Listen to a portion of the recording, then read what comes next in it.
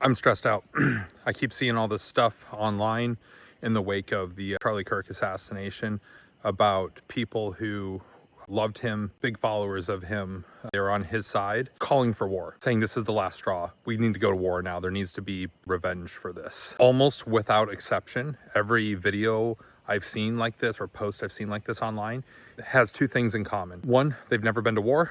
Two, they don't have kids. Tend to be younger. I can't help but think, like, you know, I was there once. I was the young kid that was enamored with the idea of going to Iraq, going to war. I didn't have kids and I'd never been to war. Even after I'd been to war, still wanted to keep going to war, but I didn't have kids yet.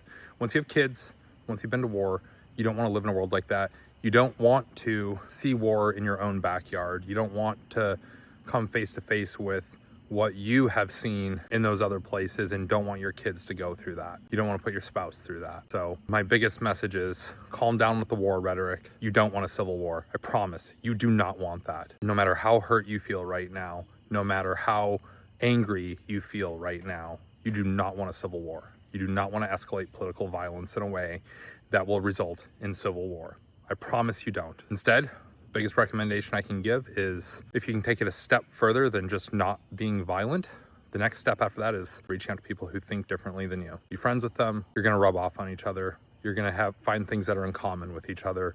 Don't focus on your differences. Focus on the things that bring you together, that you have in common. You have something in common with everybody on earth, I promise you. If nothing else, that you probably want to fall in love at some point, have a roof over your head and clean water to drink. Everybody pretty much has that in common. So calm down with the call to arms. That's all I got.